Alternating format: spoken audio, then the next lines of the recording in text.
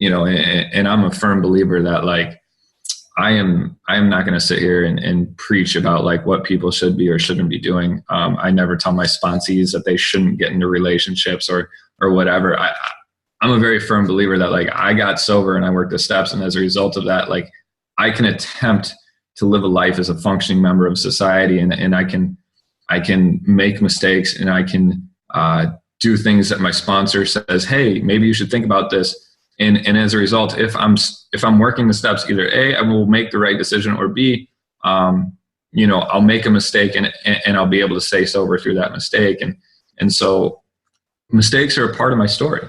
I have an 11-year-old son. And wow, that came out wrong. My child is not a mistake. That was messed up. No, but I do have an 11-year-old son who's never seen me drunk.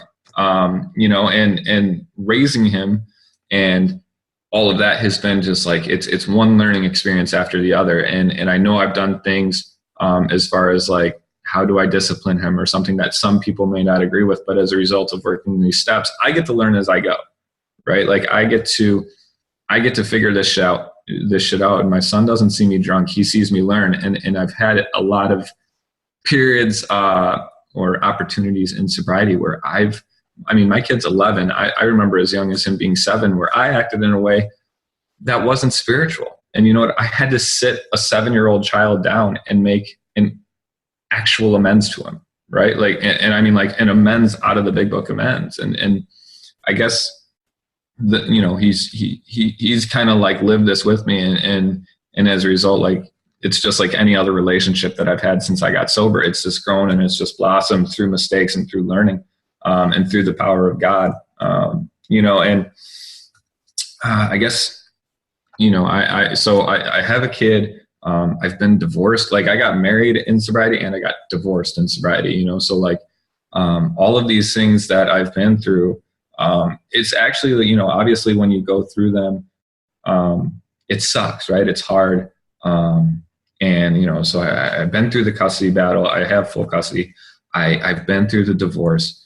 And when you're in those moments, it seems impossible. And the cool thing now is like, I've had those hard times, and I really enjoy the fact that those things are a part of my story. And the reason being is because I can't tell you how many times I've sat at a meeting and told portions of my story, or an open talk, and told my whole story. And people will come up to you and they'll say, oh, hey, you know what? I went through that exact same thing. I didn't realize that people stayed sober through that kind of stuff, because number one, like a lot of people when they first come in, including myself, like we have all these things that some people call them reservations. Like if this happens, then I'll drink, right? Like if we're not quite sure, if we're on the fence. And like for me, I had a few of those things the first few times around, but when I came back in, like I didn't have them.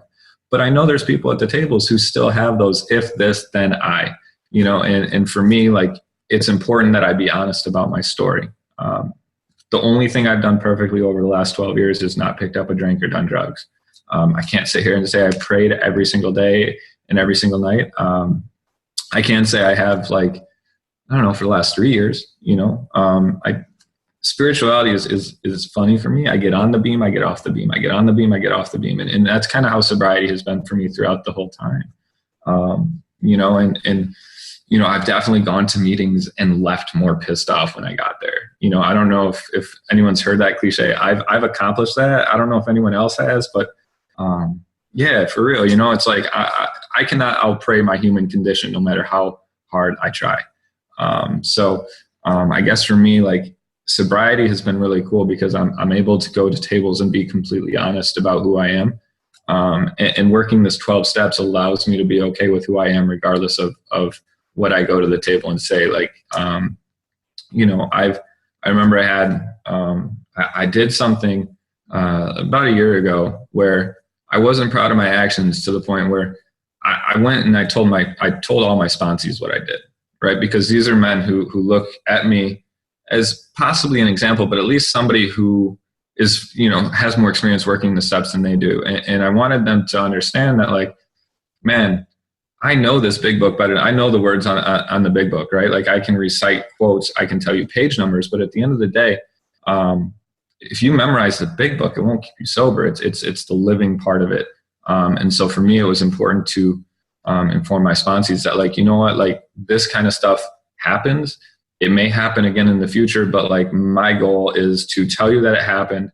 I also told them the actions that I'm going to take to make sure it doesn't happen again. And it wasn't like something huge. It wasn't like life-changing or anything like that. It was basically, hey, I hurt somebody in my life that was close to me in an action that I shouldn't have done. And so, like, you need to know that your sponsor, like, still fucks up, and you're going to continue to fuck up. And I think that a lot of people get hung up on the idea of wanting to sound good in AA. And that's just it. It's just, you know, hot air coming out of someone's mouth. And then, you know what happens? They go out and they die because they were unable to be honest. And AA for me is 100% about being honest about what you've done, who you are. You know, I can tell you everything I've done in my past and not be hung up on it. And that's pretty cool today. That's very freeing. But yeah, so I am going to spend the last 5 minutes or whatever talking about my experience with YPAA. Like I said, I didn't find it until I had about 8 years sober. And I hated it first. I hated it. Like I said, I got sober with old people. And man, I walked into my first introduction was a convention. It was a Saturday night main speaker at MCYPAA. I had never seen a man wear leggings before. I had never heard a person interrupt how it works before. And I was offended, right? Like I was blown away. Right. And so I remember leaving, just talking to somebody being like, I can't believe they shout stuff during how it works. Right. And then, like, I remember a few months later, it just kind of dawned on me. I was like, holy shit, they actually listened to it when someone reads how it works, because it had been so long since I actually paid attention to someone reading stuff before a meeting that, like, you know, and that's kind of my experience. It's like all of my spiritual awakenings are things that happen like 1 year, and then I fucking wake up to them like a year and a half later. So for me, my love for YPAA developed over a period of time. I hated it first, and then, like, for somehow, I'll be honest, my introduction to YPAA, like, I went to my first young people's meeting because I wanted to hook up with a girl. I'm just going to put that out there. Right. And I'm a true believer that God will use my character defects to get me exactly where I need to be. And I think he did that. I found a group of people who are young, who want the same thing in life that I want, which is to find a solution to this problem that baffled me for years, a problem that was going to result in my death. And I found that here in AA and in YPAA. You know, the message is strong here. And Michigan, I went to 4 out-of-state conferences this year. I went to MCYPAA, I went to CircuitPAA, I went to NECYPAA in Boston, and I went to ICYPAA in Chicago this year. And it's so cool to just see how healthy AA is in a younger population. And man, like, I'll be damned if I don't own leggings. I don't own 7 fucking onesies. I swear to God, guys, my closet is full. You know, and I get super excited for this stuff. I joined MCYPAA host committee. I actually joined the bid committee at the end of last year. And when we were awarded, I obviously jumped right on host. Got the special events chair, and it's been so rewarding in the sense that, like, I just see the program I've always desired just growing around me, and I couldn't have created it myself. It's something that God truly had to smack me in the head with, and finally I opened my ears, and I was willing to see things that I normally wouldn't see. And as a result, I am absolutely excited, you know, because anyone who's been around AA for a while knows that they're just, I feel like no matter what, and if your story is different, I apologize. I'm not trying to put words in anyone's mouth. I feel like it's, there's ebbs and flows, right? Like if I go to the same meetings every week for years, eventually the message is going to be lost on me, right? Eventually my ears are going to close. I'm going to assume I already heard this person's story, and my brain's going to shut off. And so, the cool thing about YPAA is it's everywhere, and I'm constantly meeting new people, and I'm hearing new stories. And I'm having new experiences. And AA has, since I've joined YPAA, AA has literally maintained its excitement for the longest period of time in my sobriety in a row. Like I have had 3 years now where I at no point have felt disconnected from the program of Alcoholics Anonymous on even one day. That's not to say I haven't had bad days, but I've felt connected. I felt like God has been in my life. And that's, I couldn't ask for anything more. So I'm super grateful that you guys asked me to talk. Please come out and come and check out MCYPAA. Like, we already have 1,000 pre-regs and we're still a month away. We're already adding rooms to our block. Michigan has been known to be two things. Number one, extra as fuck, which is true.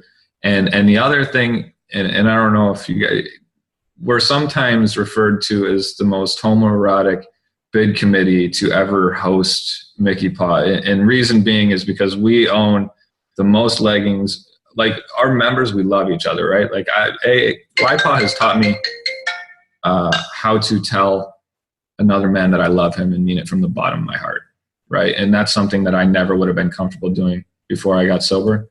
And I am close. Literally, I love absolutely everybody on my host committee, even though all of them have shown up on at least one of my 4 steps. I love them all, and that's YPAA to a T for me. That defines the whole experience.